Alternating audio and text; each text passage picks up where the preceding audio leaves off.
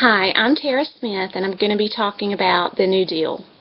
The New Deal was a social policy that was implemented upon the election of Franklin Roosevelt in 1932 as an attempt to bring relief to the economic crisis in America that followed the fall of the stock market in 1929.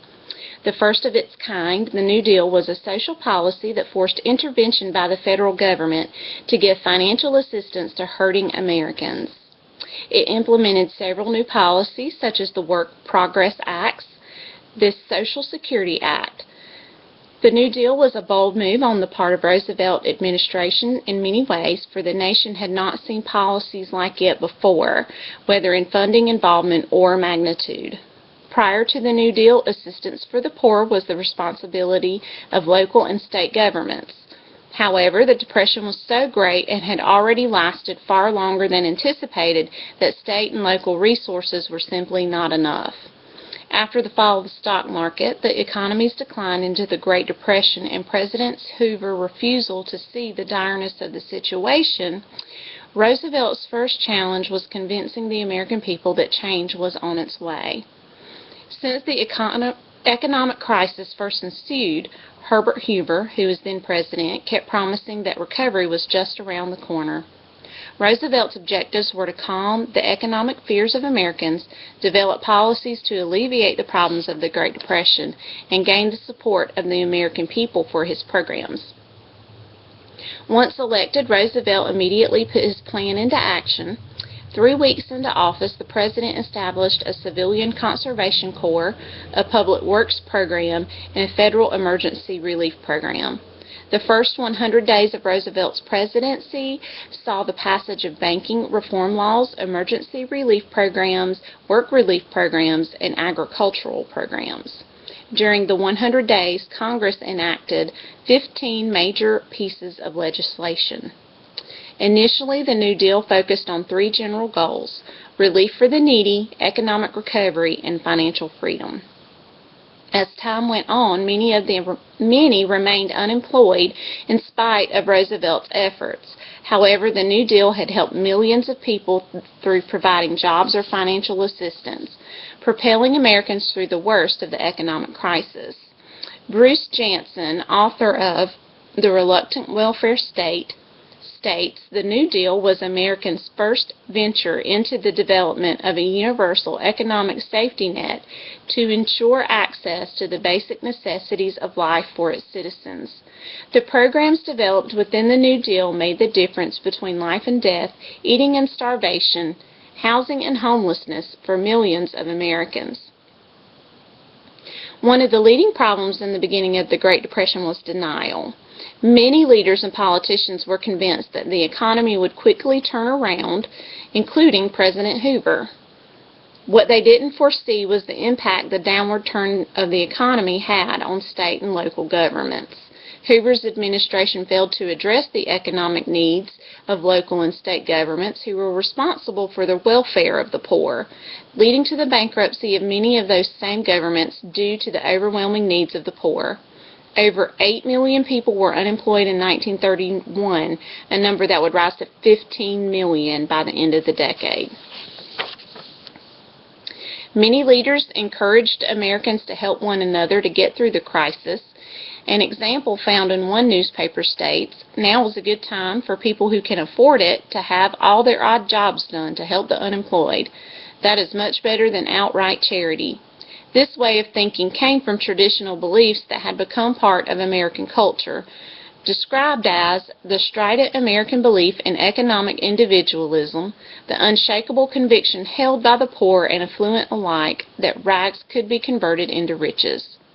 The promise of America was not affluence but independence, not ease but a chance to work for oneself, to be self-supporting, and to win esteem through hard and honest labor. The very notion of a relief system seemed blasphemous. The National Association of Manufacturers and the U.S. Chamber of Commerce were also against federal aid, proclaiming it a menace that would weaken the morality, the fiber of every individual, community, and state. What finally led the government to offer aid was the rising surge of political unrest that accompanied this economic catastrophe. The New Deal was expected to turn the economy around, provide jobs for the unemployed, and relieve the nation of the economic burden, but the New Deal policies took longer to make as large an impact as expected.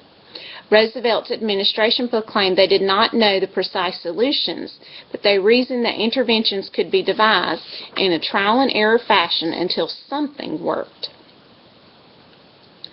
The first two programs implemented by Roosevelt, the Civilian Conservation Corps and the Public Works Administration, did little to cope with the suffering of the nation. The first promised to provide jobs to the unemployed, but failed to provide as much as promised, employing only 250,000 men out of the 15 million who were unemployed.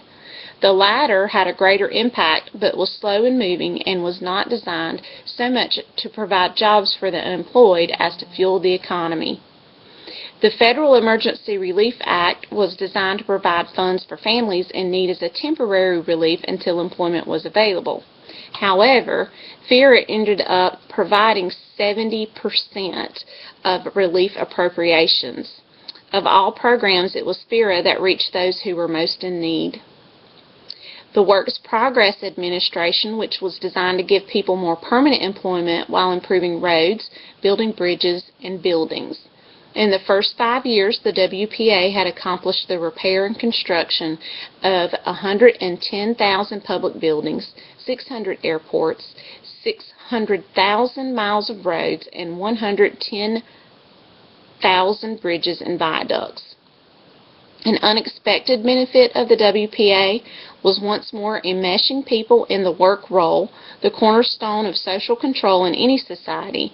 It went far toward moderating civil disorder. Perhaps the biggest and unexpected impact of Roosevelt's presidency and the New Deal was that it brought about change within the federal government that shaped what the government is today, changing the presidency from a symbolic institution to a policy-initiating institution. The New Deal itself was an ideological concept in the expectation that it would fix everything.